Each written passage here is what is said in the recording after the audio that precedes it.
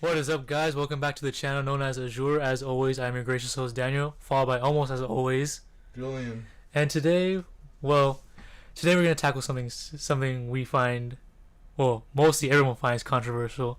As you can probably tell by the title, we're gonna be talking about The Last of Us Part 2 and whether we like it, hate it, or just don't give a crap about it. Initial thoughts. First, when I first found out this game was coming out, I was a bit excited. I didn't really care much that it was getting a sequel because I figured The Last of Us 1 was good enough to stand on its own without a sequel. But I was like, okay, cool. We're getting a sequel to it. It's probably going to be better because that's how Naughty Dog usually works. They make better sequels than what they usually do. But then the delays happened. Then the cancellation happened. And then it got revamped again. And then delayed. So yeah, it's a bit of a roller coaster with the love-hate relationship with this thing. But as of June 19th, 2020, the game was finally released, and boy was it a shock to everyone. I mean, come on, Naughty Dog. Come on. I don't hate the game. I don't hate it, but I also don't love it. I can see where they're trying to go with it, with all the story beats and everything, but the execution is so off. Honestly, it's comes to the point where I wanted to stop playing the game. That's coming from me, one of the most optimistic guys you could probably ever find about any sort of property. This is coming from the guy who enjoyed Justice League for what it was. This is coming from the guy who enjoyed Batman vs Superman, the theatrical cut. Before the Snyder cut, so that's Justice why. League, that's one. This is coming from the guy who enjoyed the DCEU before all the Snyder cuts were released. Yeah. This is the guy who gave the Emoji Movie a chance but still hated it. This is the guy that likes the freaking The Last Jedi. Enjoyed it. I enjoyed that movie, and I can't say I completely enjoyed this game. So yeah, imagine that. Honestly, I'm just gonna get my rating out of the way right now so I can further explain it. It's a 7 out of 10. Flat out 7 out of 10. So yeah, this game was really something, and not in the best way. Whew. Okay, now that I got that out of the way, on to more about what I didn't like and what I did like. I like how it's more focused on Ellie because the first game obviously more focused on Joel. This one deals with the repercussions of Joel's choice, as in, well, what the Fireflies are going to do to Joel if they ever end up finding him, because you know how the Fireflies survived in the last game. And they do end up finding Joel, and, well, spoilers if you haven't noticed what our channel is about anyways, they kill him. Joel's dead within the first 2 hours of the game. That really just made me want to stop playing. Julian can attest to this. Like during our stream, I stayed silent. Let me talk about my history for Last of Us. Go. So I didn't really care about the first game too much. I thought it was like an okay attempt of Naughty Dog doing a new franchise. I'm more of a Jak and Daxter and Uncharted guy. My favorite ones are like Jak 1, Uncharted 2. So, but with Last of Us, there was some good stuff. Most of it was along with the characters, so like Joel, mostly. And a bunch of the characters that died. For Ellie, actually, originally, for most of the game, I didn't really care for her at all that much. But, at the end, I was like, well, Joel cares now that, Ellie's okay. And so the sequel already wasn't too interested because the story kind of ended already.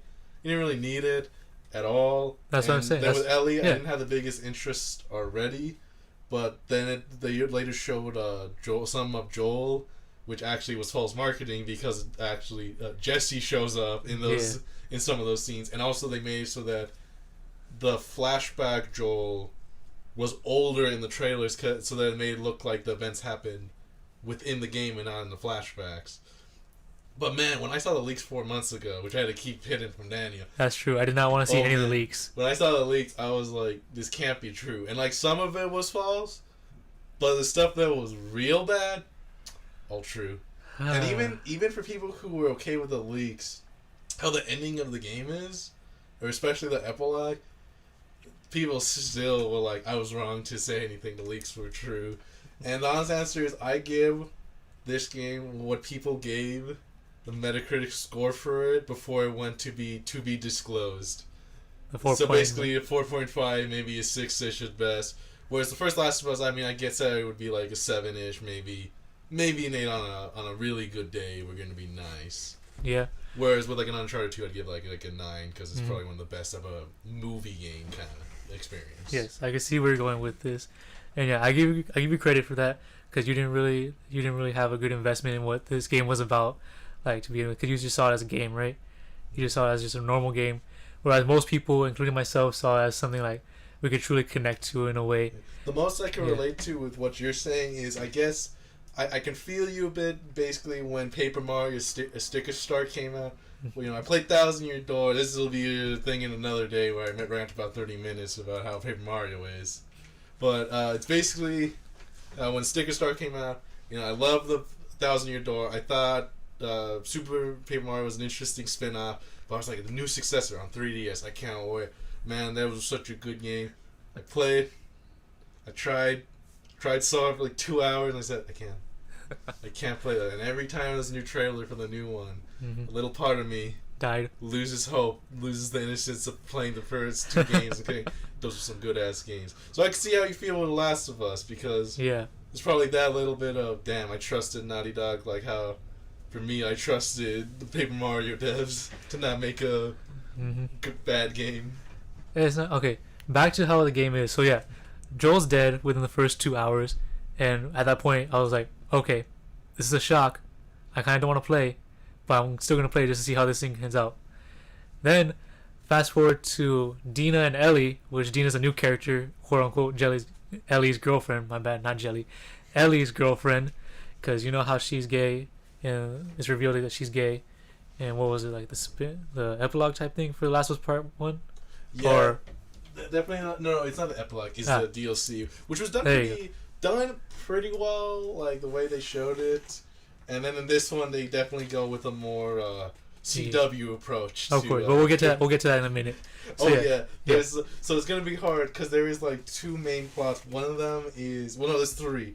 One of them is the main plot. Then two of them is Ellie's like stuff that doesn't really matter, and then there is the spoiler character, Abby's stuff that doesn't matter either at all, which doesn't really relate to the themes of the game. Which is one thing I'll talk about in relation to Last of Us 1, how a lot of the side stories could relate to the main theme of building up Joel's relation with Ellie, whereas these side stories, which we'll get into, don't really build up the theme of either hate, violence, or love.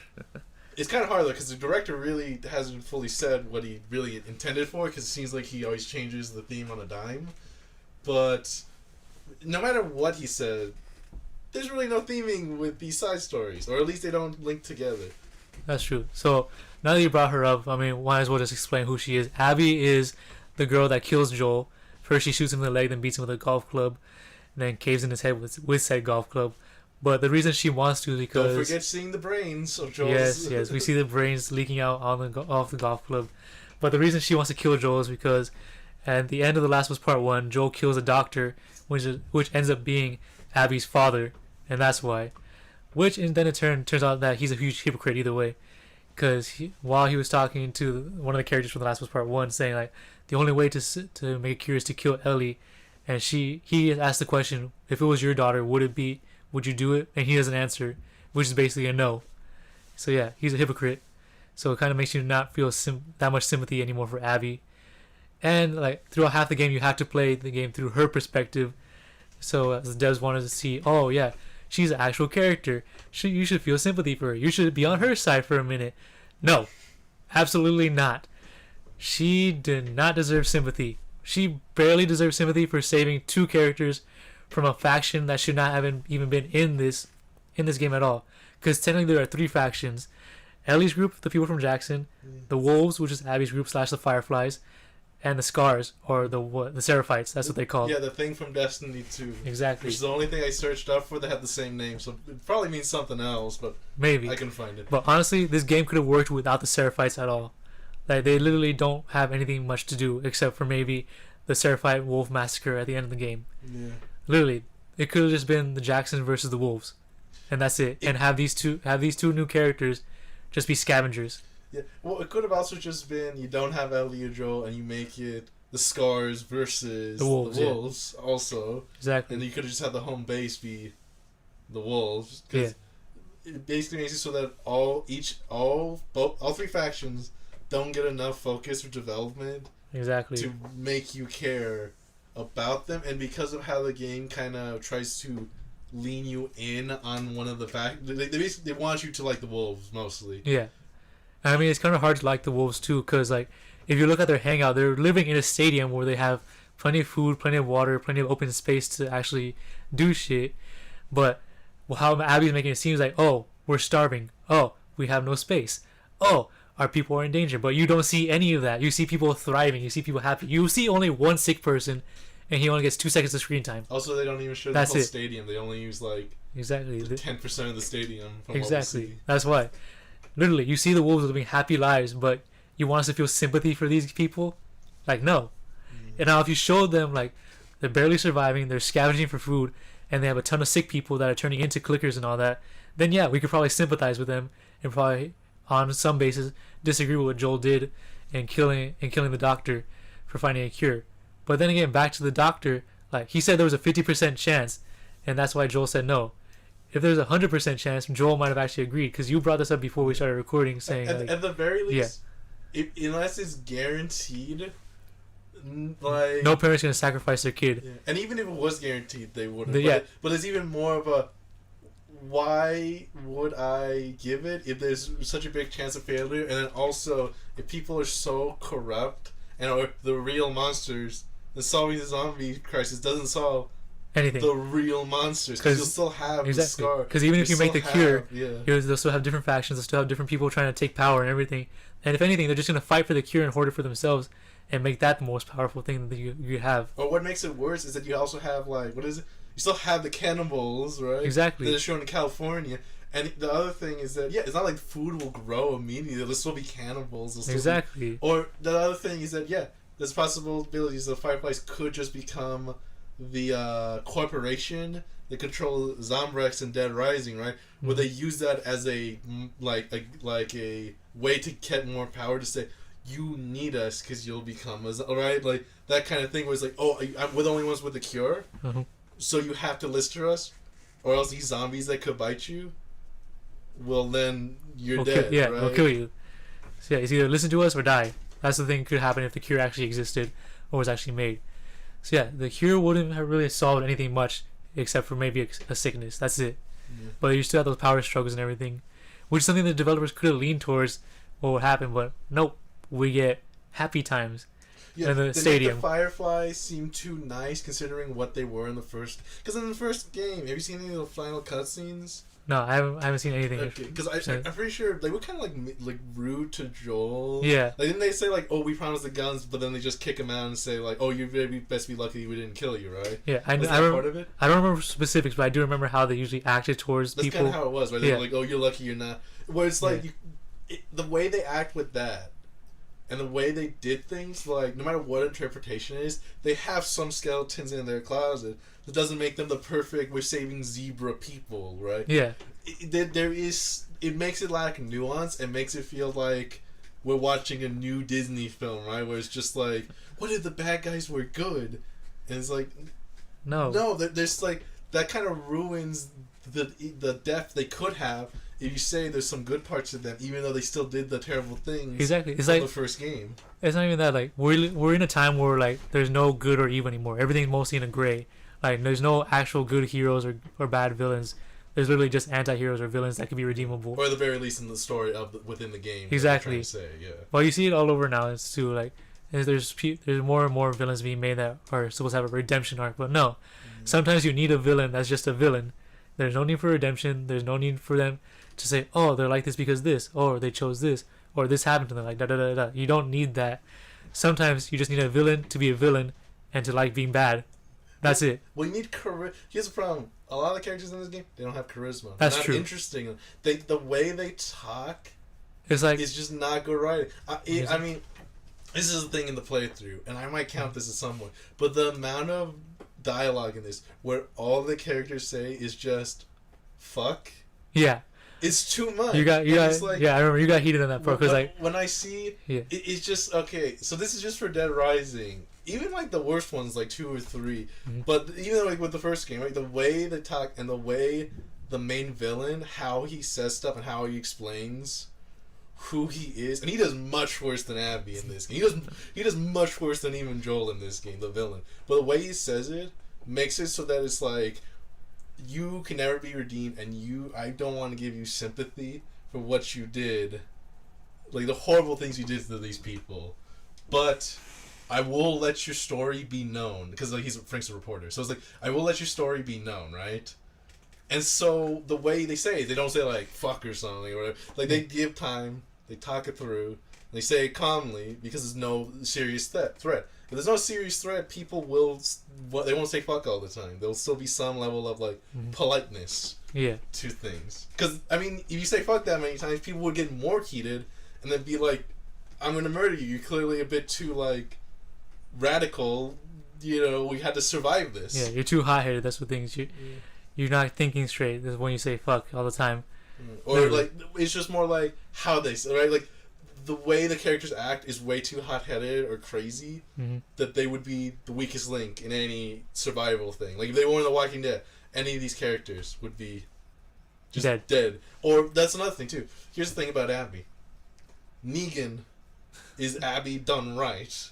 Yeah, that's true. Like, because he has that charisma, even though he kills Glenn, yeah, in almost the same way as Joel, actually. Yeah. People still love it because there's like, one, you're supposed to hate him, and two, he has that charisma that makes you go like, damn, I want to see more of like how he'll mess up these characters. It's that attractive charisma that he has that makes you think, oh my god, he's not completely bad. But no, then he does something like kill someone in broad daylight with a knife and gut him open. That's not what I'm saying. I'm saying is that he is bad, and you want to see that because you want to see how he'll like. No, that's what I mean. Play, like you see how he'll play his House of Cards. You'll see like how is he gonna mess people up. No, that's what I was trying to get at. Like I mean, like he lulls people into a false sense of security. Like I'm not that bad of a guy, but then boom, he stabs you, guts you open, and leaves you dead. Yeah. That's what I mean. That's like where with Abby, it's just like she has nothing.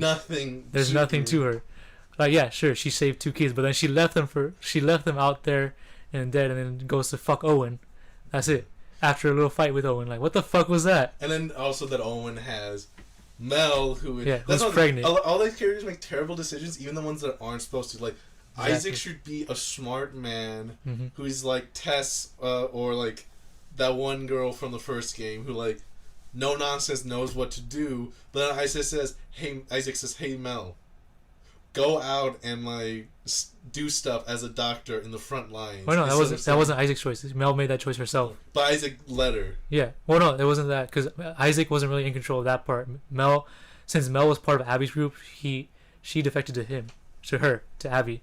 So Abby had to make the final call. Yeah, but that's what I'm saying. It's like Isaac. This is a decision of making Abby do the final call as a doctor and not even as a pregnant woman, right? Because that's already Abby being an idiot. Yeah. Right? But Isaac saying you can do this to a doctor is stupid because it's even more so that if they are having it so hard, then they would be limited on doctors. And having any doctors, especially their best doctor, going out possibly dying, because is a terrible idea. Yeah, right. Some guy like the scumbag like Manny, right? Yeah, who's just a grunt. That makes sense. Exactly. And speaking of Manny, they try to make him seem like this cool character, but no, he does the dick moves for no good reason. What? He desecrates this, like even if you think Joel's a scumbag, spitting on a dead man.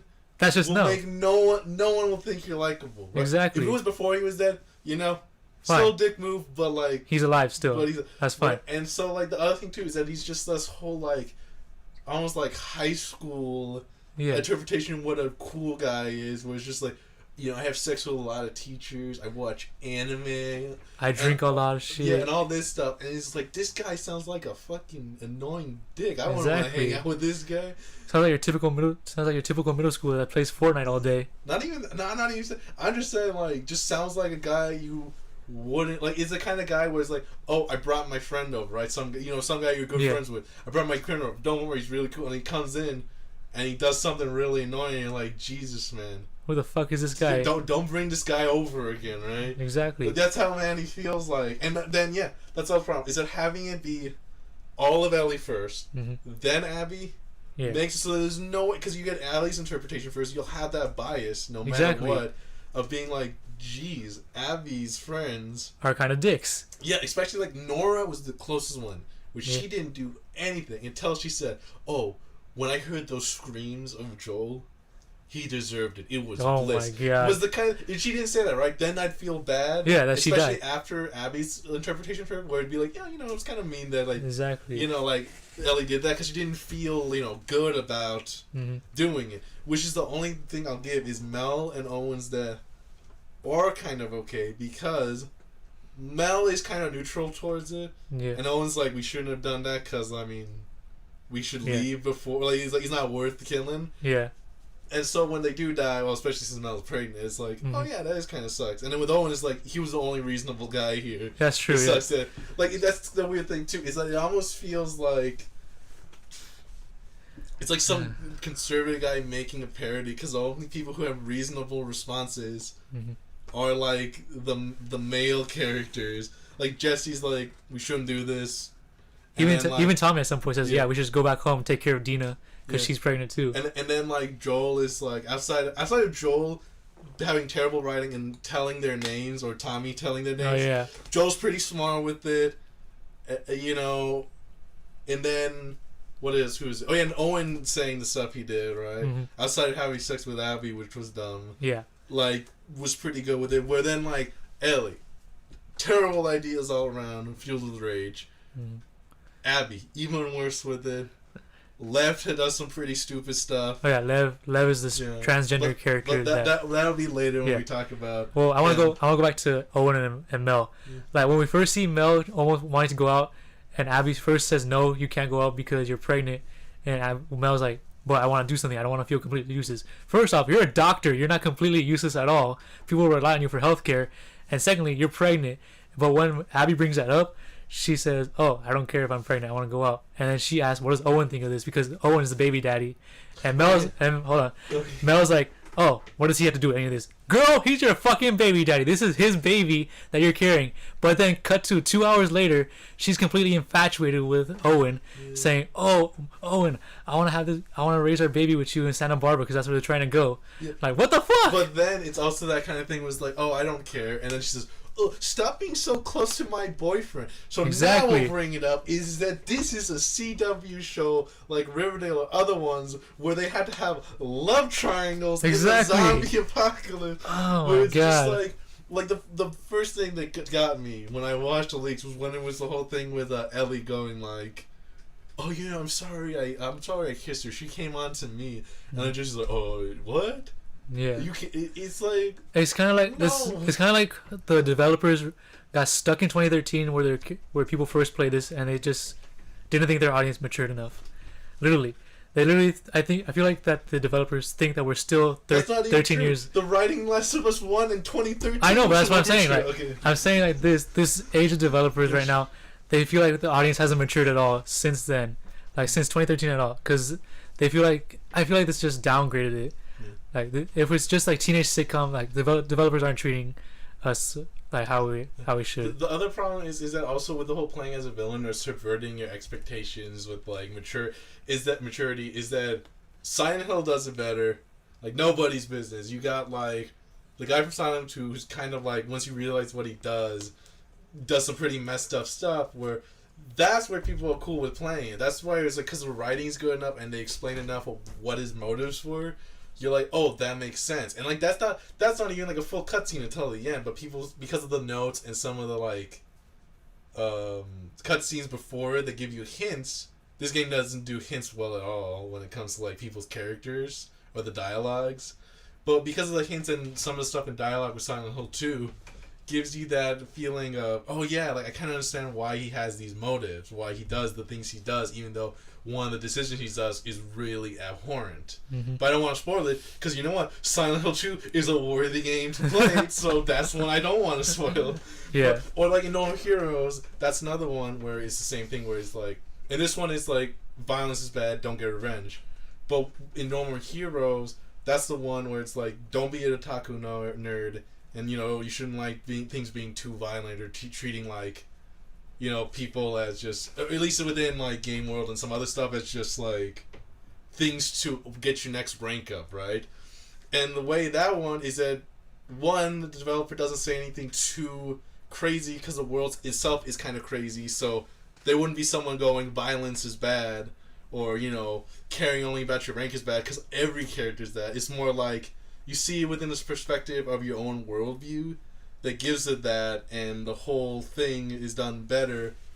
And it's also the kind of thing where they show it more subtly, like how Travis is in a room, some dingy apartment, he bought a lightsaber off of like Amazon, thinking he could master it. He thinks it was a pro wrestler because of he watched some video tapes on like VCR. Yeah. And like he watched just like anime for like like children or whatever.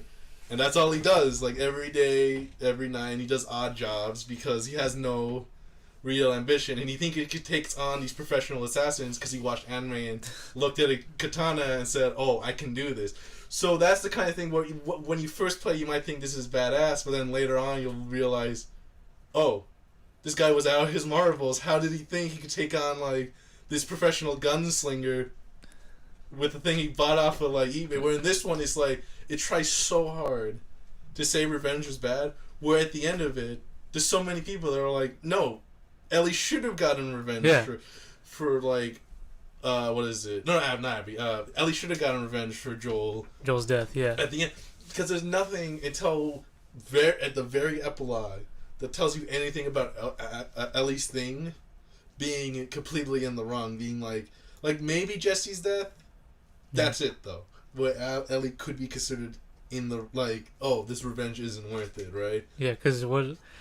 Okay. But Jesse Jesse said he was willing to risk his life for that. So even that you could say. Yeah, but then at the end of that, he just say, "Yeah, let's just go back to Jackson because Dina's sick. Well, Dina's not sick; she's pregnant." Yeah. But even Tommy agrees with that. But then, like again, later on, Tommy's like, "Oh, you promised me you'd kill her." Like, dude, you just said like 2 hours, like not even 30 minutes ago that you wanted to go back home.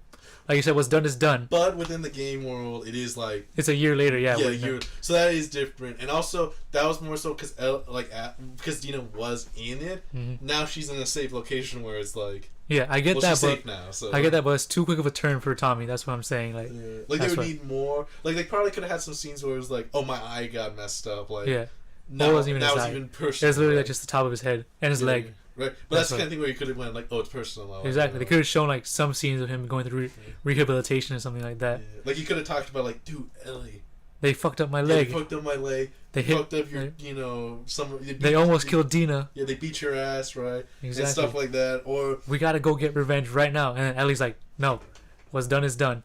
And then like next time he sees like, you promised me you get this done. Then that would have been better. Yeah, or even just the fact that like they needed more scenes where it showed Ellie being more reluctant, because she's only reluctant that one scene where Tom talks to like her. Yeah. In that any other scene, she's not like, maybe this isn't right. Even in the like there is some reluctancy when she beats Nora to death. That is true. There's some reluctancy. PTSD.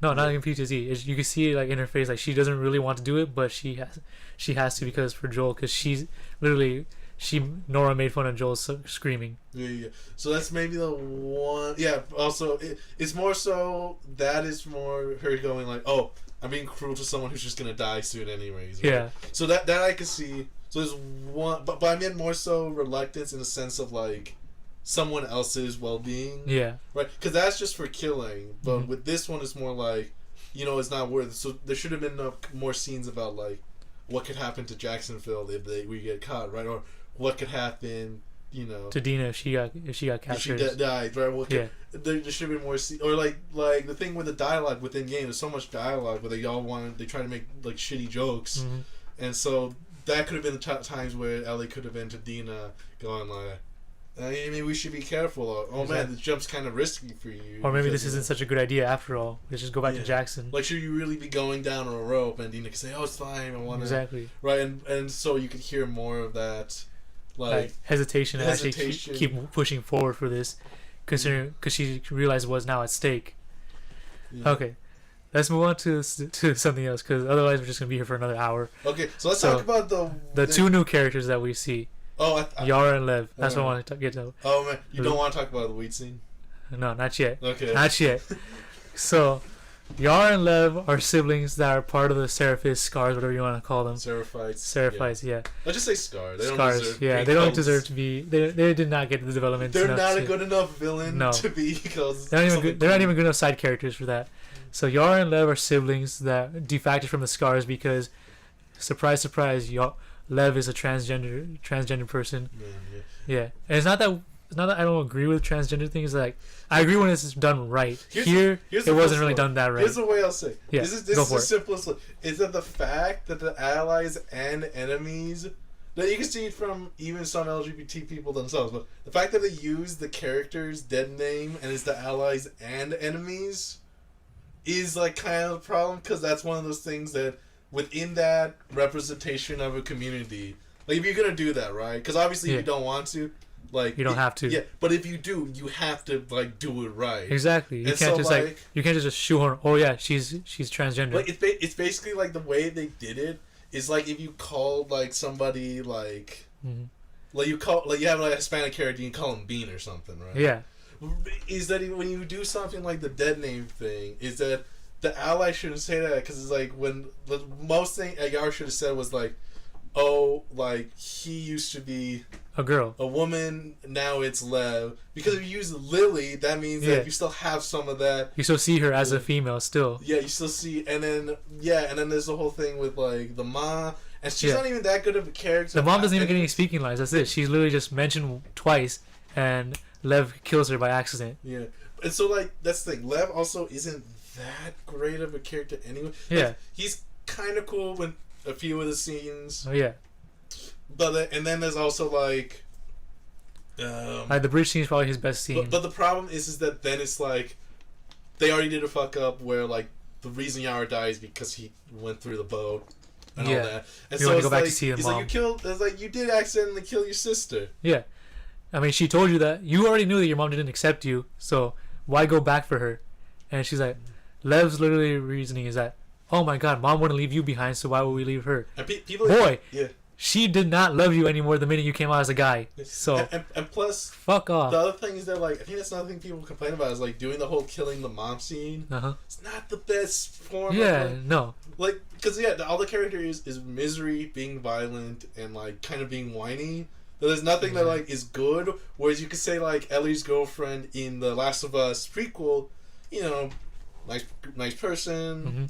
had a reason for the story, Yeah, didn't have too much violence because she just like died once at the end. There wasn't too much like exactly. problems with that, and so that's why it was kind of like this. That people like that interpretation more. And the most I'll say is that if you want a character that is that, like is trans or whatever, just play the J.J. McInfield by There you go. what is it called? The Swery. Swery is the guy who did Yeah. that Deadly Premonition. Hmm. That game is the one that he put a lot of focus in. A lot of people said that the representation was done really well. It's much shorter than this, Yeah. and it does the story and something like this much better. Hmm. And it makes people that don't understand what this is, like, you know, Yeah, like what the character is meant to be, much better than this game where you're like, oh, now I understand someone's plight yeah. in like a scenario like this. In that J.J. Macfield is, I mean, like, eventually we might do a playthrough of it, so like I'm not gonna say the whole name because it's pretty long. Okay, okay. But yeah, like that's much better. And then Yara is just She's just there to die. That's it. I- She's literally there to die. There's literally a whole mission that lasts an hour and a half to go get stuff to cut her arm off because her arm is shattered from being smashed with a hammer, and like literally two scenes later, she gets shot. That's okay, I it. got the full name. Yeah, it's the missing J.J. Macfield and the Island of Memories. That's the Okay. one that's where he does where it's a much better Representation of what it is. But I mean that one is trans woman, not trans man. Okay. So I don't know again. Yeah, where we're not that's gonna the case. say like we know everything about trans because we do not. Well, so yeah. well, I'm saying more so that it is a different. Yeah, there's a what's it called? different way to represent trans man, trans that's what female. I'm trying to or say what? that it's I'm saying that it's the interpretation of one going to trans woman, not male. So it is a different Take on it, yeah. Yeah, right. So that's what I'll say. That's Yeah. different. And so So okay, so who are we missing now? What character? So we did Ellie, Abby, Owen, Mel, Manny. Oh wait, was Tommy's wife in the original game? I do not remember. I feel like she was name mentioned. She was name dropped. That Tommy had a wife. Yeah, and then Ellie just kind of is like whiny too in this. Like she kind of holds grudges, where like Yeah. she wouldn't in the original game, right? Like she would like an example is the guy Mhm. where Ellie says something and then it's like, oh, mess him up, Joel, right? Yeah, I forget who it's called. I think it might be the guy who is Francis, right? I think so maybe. Yeah. So like in that one, it's like, oh, mess him up, Joel, and then Joel's like, don't do that. It's like, okay. Yeah. But in this one, it's just like a guy said. Okay, so the guy says something where it's like, "Oh, it's a family establishment. You shouldn't do this." And all Yeah, that. he's being. And so He's being homophobic. That's all he is. So I could see why you could get angry, but then the next day it's still like, it's like one he does a true apology. The next thing gives her a steak sandwich. Yeah. And then she's still like. She still holds a grudge. She gives the sandwich away. That's it. And she still thinks about it till like the end. Exactly. Like she has a flashback of the whole encounter and everything. Yeah, like the literal end of the game. That's what it is. And then she's still like, "Fuck you, Joel," because you. I mean, she did no. She's not completely fuck you, Joel. She did say she wanted to try and forgive him. That's the one benefit I'll give for that scene. That's it. She said she would try to forgive Joel. Yeah, even though really she wouldn't have. So this is my interpretation. I mean it.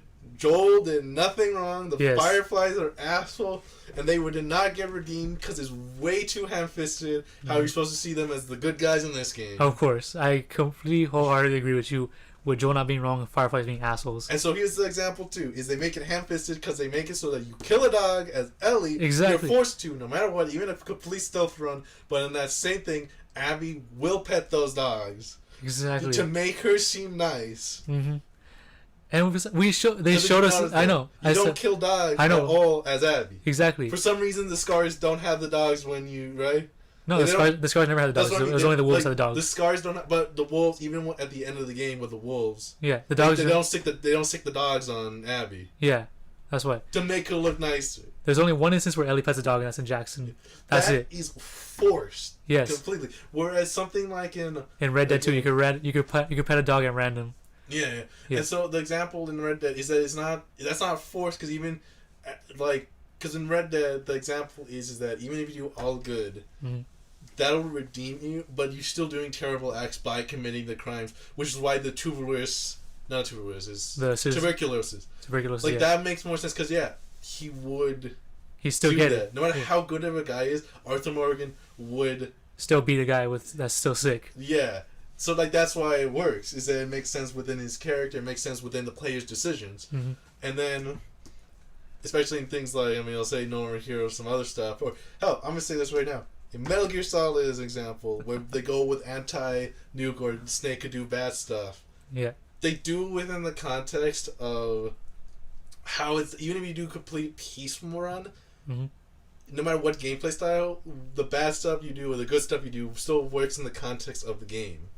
The best example of that is that when you fight a boss in Metal Gear Solid 3, if you kill a bunch of guys, it takes longer because you gotta deal with the guilt of, this actually does violence much better. So here's an example. But you basically had to deal with the guilt of killing all of them. So if you killed all of them, it would take like 30 minutes. Where if you kill none of them, it only takes 10 seconds, 30 seconds, because you didn't murder anyone. Yep. And so in the context of the game, it tells you if you're a scumbag or not based off your own willingness to murder or not. Yeah. Okay. But then in Last of Us, the one doctor you have to kill is Abby's dad. Yep. Which you're forced to kill. Yeah. As an example. Ah, man. Okay. Let's backtrack a bit. You wanted to mention the weed scene? Okay, so this is a big example of CW writing where it's just like, you're in a zombie apocalypse. Oh yeah, everyone throws their cigarettes, even though they should know that to put them out first. That could put a fire. Yeah. Exactly. So here's the thing. So this new character that we don't see at all, his name's Eugene. He ends up being like this whole hemp genius or something like that because he made a gas mask bong, which is actually a real thing in real life. Yeah. A gas mask bong. And so we find out he has a grow room with all this porn and everything to smash Brandy's cooch and all that other stuff. Yeah, you're disrespecting Crash Bandicoot's name like that. How dare you? Especially when making the fourth game right exactly. now. And so next thing you know, they find a mason jar full of joints that seem fresh, but no, that shit's probably old as fuck. Like years and years, the paper's gone bad and everything. The paper goes bad real quick, and even weed does. Exactly. Because it's not in water, it's not in anything, it's not even in direct sunlight. All the plants are fucking dead, so who's to say this weed is actually pretty good? Then they fucking light up, and they flick it onto plastic too, which could burn easily. And then they have sex there, which is fine, except for the fact that they're supposed to be on patrol. And when Jesse sees it, They're like, oh, can't you look away? No, No, you're supposed to be on patrol. That's it. He literally says, "You guys are on patrol. People are counting on us. Why the fuck are you guys doing this?" And Ellie doesn't make it to help Joel out because she She was was smoking smoking weed. weed. Jesus fucking Christ. So it's the kind of thing where even if, like, no matter what, they shouldn't have been doing that. Exactly. And so it just makes it so that it's like, you guys are idiots. Yeah. And we get it. Like, it's a zombie apocalypse. You guys don't know what's gonna happen. You don't know whether you're gonna live or not tomorrow. It's fine to smoke weed if you're that stressed out, but don't do it in the fucking grow room in the middle of fucking nowhere. Or is this Go back to Jackson and do that shit where you know you're protected. But it's also even like this. When they were not in patrol, Mm-hmm. that's when they could have smoked. They could have Exactly. said, oh, why are you here? Oh, I found a weed room. I want to smoke it now. I don't have to worry. I'm not on patrol. Okay. You Yeah. can go downstairs. Do it. Fucking do that shit. Don't do this when you're in the middle of your patrol. Yeah. Honestly. And this is honestly also one of those games where it's like, it really did not. There was no point in having the sex scenes being shown. At all. And like, you could have just said they did that. I mean, and they then did. it would have been. In the weed scene, they really did. They didn't really show that much. They literally just showed them kissing and all that. Yeah, and then they they showed did. that afterwards. That's fine. So it was. But then with Abby and Owen was scene, just they like- literally went into depth. Like, no, we didn't want that to happen in the first place. And now we didn't want to see it. They somehow made a scene where nobody gets any titulation. Exactly. No one gets hard. No one gets wet. No one gets anything No at one all. gets- yeah, except for, what is it? I mean... Maybe some of you kinky fucks out there. Maybe. This is one of those things, right? Where it does kind of show that it's like... In a lot of games, or any movies and shows, it's like... Do you really... It's kind of like saying, do you really need that bad of a violence, right? It's like, Mhm. do you really need to show that much, like... Sex. Sexual... Because unless the movie is, like, kind of based off of that, it doesn't really... It's not really needed. You can just have a kiss Yeah. and it's like, okay, yeah. Or you could have, like... Yeah, they boned. You just say Yeah. it. Like, you don't need to see anything You can else. literally have them going close up, then fade to black, and then Because the there next is scene. imagination. Yeah, literally close up, fade to black. Next scene, they're under a blanket naked. Like, That's it. unless it's someone's You know. unless the story's something like... Because, I mean, it can be shown and all, but the game's already long enough. That Yeah, it's you don't really kinda- need to see The that. pace is too long. But it's one of those things where it's like... One is better for pacing, and then the next thing is that it's like... It only really works if it's like something like, you know, it's character's first time, or they feel kind of like not too confident, things like that, Yeah. where there's like a real reason for it. Exactly. Like, again, back to the whole weed scene. I'm pretty sure it was like full time going full on thing. I know she did some stuff with her first girlfriend. Oh, you know, another Yeah. reason that would work well is that if you don't show it, could show how like a person's life is even more hollow. Yeah. Like imagine it just shows that with that. Like it doesn't show anything with Abby, right? Mm-hmm. Then it just shows her face being like, "Oh, why did I do that? I should have been saving the kids," right? Because she already had that face. Not showing would almost make you go like, "Damn, it was even more hollow." That like, even the game like doesn't Yeah. consider that like important. There's a good example of that, which is in No More Heroes 2. There you go. Where, No like, more okay, heroes. so where he like has it, like that's the thing about the game, right? Like, Uh-huh. for the first two games, it's kind of supposed to make fun of the saving the princess trope or having like an objective, which is he wants to have sex with this one shake real badly, and near the end of the game, he finally does, and he lets out the scream. But after that, you can see the character is like, it wasn't worth doing all this Nope. for something so hollow that doesn't matter. Like, It literally gives him no pleasure whatsoever. I had sex, which is perfect too, because an otaku version, that would be their main goal. That would be all they needed. Yeah. And so then it shows subtly in the game, because they don't ever say it fully, but you can kind of see within the story that Mhm. it doesn't mean anything. Yeah, right. to them it's just sex. That's it. To most people, that is what it is. That is Yeah. what. Right, and so like that's. I mean, obviously, that's just saying that we feel it's the pacing wise, but that is something that could also go with how people lives in this world are hollow. How Of course. anything they do is hollow, right? Just by showing, honestly, yeah, it's like just showing the minimum and making it seem very like hollow is what you need. So really, that's the biggest problem with the Joel scene with me. Also, is the fact that they make it so long and so violent. Where really, what it would have been better would be having quick, violent, brutal deaths Mhm. for like every other NPC, but for Joel, it'd be a quick, barely bloody death that Yeah. doesn't matter, that Abby just does in like 2 seconds, Exactly. and then she just leaves, right? Right. Because that would be like, it's hollow for her. Exactly. All Joel you see dies like a bitch, after you and then see Ellie doesn't get to literally- say anything or see Joel die. Exactly. All you literally see is you hear the thump, and all you see next is Abby's blank face. Like, that didn't do anything for me. My dad's still dead. Yeah, or There's no point in that. or even the best one I heard was be like something like you just get hit by like a sniper, right? Like Yeah. like Joe, like he does like She doesn't even look at- even see Yeah. Joel, right? And like Ellie's just like, what happened? Like she's still find Abby somehow, but it's that kind of thing, right? Where it's just like nobody gets anything. Of course, no one's it's any satisfaction whatsoever. Because I mean, when you see Abby kill, you see Abby being like, oh yeah, you know, Yeah, I murdered the guy. Sweet. I finally did it. I finally killed my dad's killer. Like, but then like that's it. That should really be the end of her character. Like, it's only until the literal. It's only until the California yeah, where Abby looks like, oh, maybe the revenge wasn't worth it. Because even right before California, she still says, she's like, yeah, sweet, I can kill pregnant women. Let's go. Like, Exactly, that's just like- sweet. Well, that's what she says, right? Where it's yeah. She's like, Ellie's like, no, don't kill her. She has nothing to do with this, and she's also pregnant. And Abby's like, good, right? as she's about to slit Dina's throat. The only reason she doesn't is because Lev said Abby. Literally, that's all Lev said. Abby. like, nah, don't do it. And it's She okay. no, he didn't even say that. Literally, he literally just said Abby. Abby No. looks at him. No, that's what I mean. It's like Yeah. Abby thinks like that's why. Yeah, that's what I'm saying. Yeah, but yeah, and then what else is the 2-finger thing? I'll say. Did you understand? That was actually okay. That's kind of cool. How losing the 2 fingers. yeah, like that is like that's another way. That was a good way of showing very quickly. Like Yeah. that's the thing. Some of these scenes drawn on where I was Yeah. honestly surprised that it wasn't Ellie talking for 10, 20 minutes about I lost my fingers. Yeah, She literally, just goes on. it literally just shows her like not being able to play Joel's song anymore. Literally, and it's like, oh, okay, that was worth it. It wasn't worth it.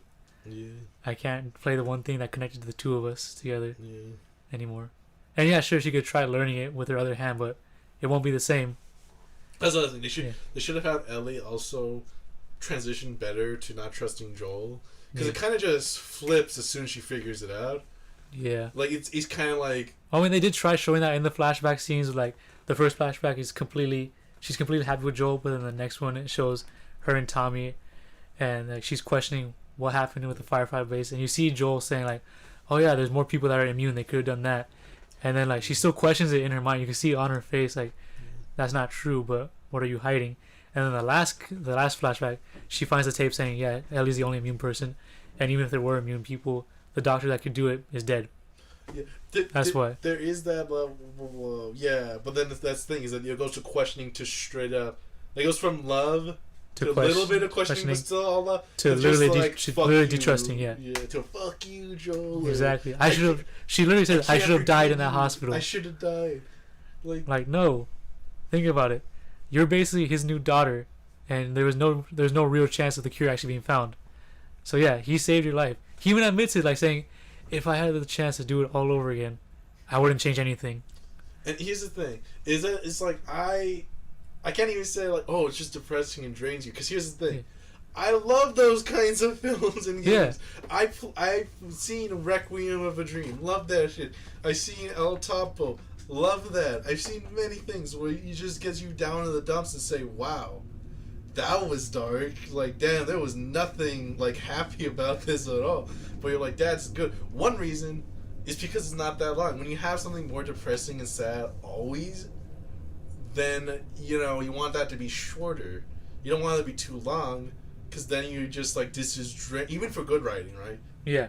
Is that you go, this is draining. Holy fuck, I don't want to experience this for that long. Which is why in like something like Game of Thrones, or before it became really bad in season 8, or in Berserk, there'll be some comic relief where you're like, oh yeah, this is nice. Or like some characters will have a happy moment where you'll go, oh yeah, some brevity, some light, happiness before we get to depression again. Another reason why that's good to have is that it makes the lows even lower. Where in this, you just kind of keep the same low until someone goes balls off the walls and does something ridiculous that's just like, why would they do that? And there's nothing even that dark about this. The closest thing is Exactly. like a pregnant woman almost dying. Yeah, a pregnant Yeah, woman well, died. a pregnant woman actually died. Yeah. But That's really everything the else is darkest like- part about this. Yeah, but everything Well, else is I would like- argue the darkest part, killing the dogs. Killing the dogs is also a darker part. Yeah, see, that's what I mean. It's like it's just done in a lot of other games, right? Yeah. Where it's kind of like there's nothing like it's not like the torture scene in Grand Theft Auto 5, right? Like Mhm. that's the thing where, or like the scene in Postal 1, where it's like the ending of the game is that the guy dreams that he would like shoot up his school, right? Yeah. Like those are like those are dark. Those are going pretty because all dark really means in the context of what he means. Like Druckmann is just edgy. Yeah, most of this like edgelord stuff type stuff. Okay, well I want to kind of just say like some positive stuff because we've been going on and on about some negatives. There are some positives to this game. I'll give it that. Wait, have we not said any of the positives yet? We barely hinted at that. Oh yeah. So yeah, we said Jesse, Owen, Joel, Tommy, and Tommy, and on some level, Ellie can be Dina good too. for some time. Ellie can be good for like most of it, and then Dina is good for like 1 or 2 parts. A little bit for you, but for me, she has some stuff that's a bit of redeemable. So, I'll say this: like some of my favorite scenes literally have nothing to do with the story at all. Literally, is Joel singing to Ellie about the song about if I would lose you, I lose myself, and Ellie's take on me scene, which is actually done pretty sweet.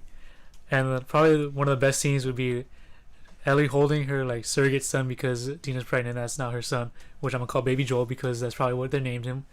And literally looking out into the sunset of their farmhouse on a tractor, and Ellie just talking to him, saying, "I'm gonna teach you how to play guitar like how Grandpa Joel taught me, and I'll tell you stories too." Oh yeah, the PTSD scene also. Right? The PTSD scene was actually done pretty good. That would have been a perfect ending. I'll give respect to that. Literally, that could have been a perfect ending because it's ambiguous to see how Ellie would actually do it, how Ellie would actually fight her PTSD, and how it would affect Dina and the baby and the rest and Ellie herself. That would have been a fine ending, but no, they had to go to California. They had to fight Abby. They had to fight more cannibals. Ellie had to lose 2 fingers. God. Maximum misery. Here's the thing about this game too. It's very predictable if you just think, what is the worst thing this character could do that gives them the most misery? Exactly. That's the answer. No, I remember reading something like hold on. Oh, in the stream, sorry, I had to say this part. Fine, go for it. Because I remember this is exactly in the stream I said this to you. It was like, what is the worst thing that could happen in this game as an ending? And then it's like, you said this thing, and it's like, no, worse. Oh, Abby Abby does something to Dina because she's pregnant. And I remember seeing that as like, oh, you're right on the money. Because that's all it is, right? I just said, predict the most miserable thing that could happen in the game. And then boom, you know what it is. Yeah. Like that. Yeah, okay, so back to what I was saying. I remember reading or watching a video about where The Last of Us should have ended. And they said many fans agree that The Last of Us should have ended with Ellie's PTSD scene. But they're like, no, this is The Last of Us. That can't end like that. It has to be dark. It has to be ambiguous. That was dark and ambiguous. What do you mean that it's not The Last of Us? That's exactly what The Last of Us 1 ended on. A dark, ambiguous scene where you don't know what's going to happen next. What the hell cannot happen next with someone having PTSD and not having any way to recover from that? Because here's the thing, then you can open the interpretation of, does she go to California? Exactly. Or doesn't she? Does she stay with Dina? Does she listen to Tom? Does she go fight them? Or because she has PTSD, what will she do around Dina, right? Exactly. Because here's the thing. If you're going to make the allegory that... I'm not using that term. Right? If you're going to make the similarities of her being an alcoholic or a drug addict, then having it end with that scene is perfect. Exactly. Because it exactly shows that kind of thing where that PTSD could affect Dina in the way that an abused spouse could from an alcoholic. Same thing with the baby. Right? Same thing with the baby too. If you show a child in that scene where someone's going through something like that, you can see the negative effects it have on the child, and that would be a good way. Will this affect the baby in some way? Will this affect how he develops his mindset? Actually, that's actually probably the best way of showing maybe Red. They could have done Red Dead 1 style actually. Yes, they had a time skip right, where it's the baby Joel, the kid becomes old enough. And then because of Ellie's mindset due to the fact of needing revenge and all this other stuff with the PTSD, the kid kind of becomes messed up or has weird, the relationship with Ellie is a bit weird because of that. It's stagnated what it was be. Yeah, but it also kind of is bad too because since there's barely anything that shows Dina, this is the first time Dina really talks bad about Ellie. It kind of makes it seem like it comes out of nowhere. If you have a family member that is a drug addict or something like that. It's just leave them immediately. And exactly. That is fine. It happens. It does happen. This is coming from personal experience. It does happen. Exactly. You do want to leave them, but you also say, okay, I understand what you're going through and everything, and I want to be here to help.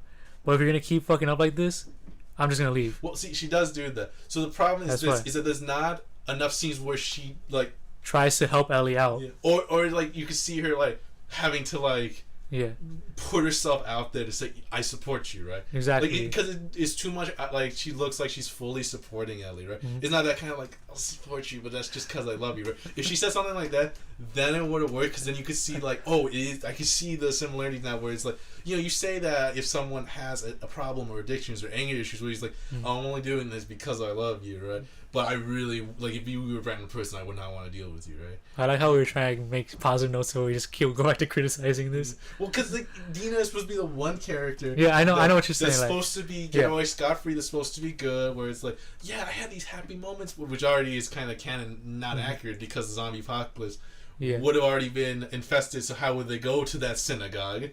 Like, how would they be able to celebrate like that? Yeah. When everything's already, it should have like it would have already been completely destroyed like that. So how would they have those kinds of things where it seems like before the apocalypse? Because it wasn't, because they were born 4 to 6 years after the apocalypse happened. But yeah, it's like she's supposed to like I'm faithful. Actually, it would have been I'm born. Peppy, I'm nice. If our math is correct, and if this game takes place in 2039, they're 19. They would have been born this year. Yes. They would have been born during what the real world apocalypse is right now. Yeah, so basically it's the kind of thing, right? Because it happened in 2013 or 14, let's be nice, like a full on, like, it takes a year, let's say, to everyone to go down real badly, even though it would be 3 to 4 months at best. Of course. Is that would be 6 years after it all? How would they have those kinds of memories unless they were in their 30s or 40s of having that kind of like happy religious experience? Right? Of like that kind of thing.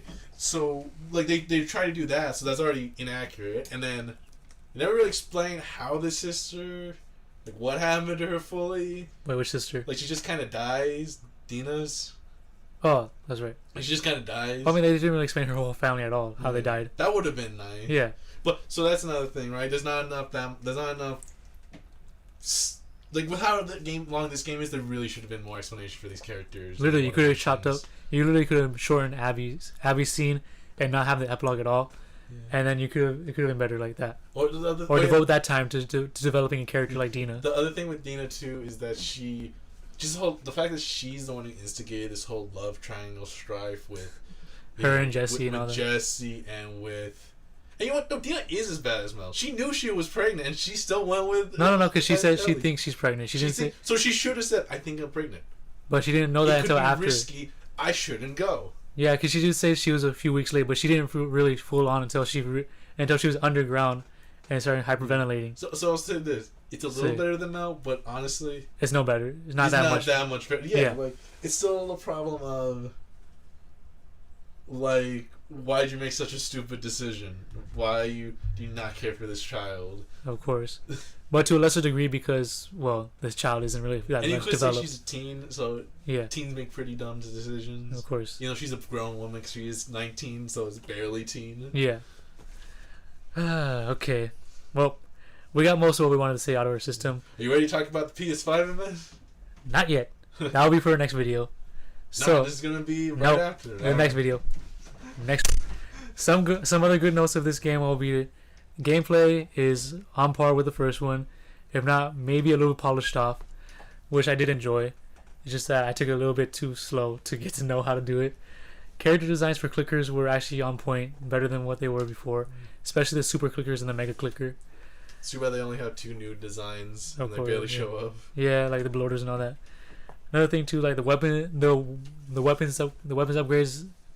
The weapon upgrade configuration table is actually a nice touch to modify your weapon and do anything. So flamethrower is cool. Yeah, the flamethrower is probably the best weapon in the game. So yeah, that's what we thought of this Last of Us game. Honestly, but there's also the glitches. Yeah, which is like the game's not very polished because like, you clip through a wall. Of course, the character's tracking was that of a like 90s 3D game like freaking Morrowind or like Gothic. Of like where they have a shoestring budget and they don't know how to get the tracking done. And some of these characters just pop out of nowhere too. And also, there's been things where the textures don't go right, where you get like a piss river. Well, I mean, we didn't have that many we didn't have that kind of. I'm just saying that all the examples, but for us, those first 3, and then there's some other stuff too with like. Yeah. I mean, there's just too much. Yeah.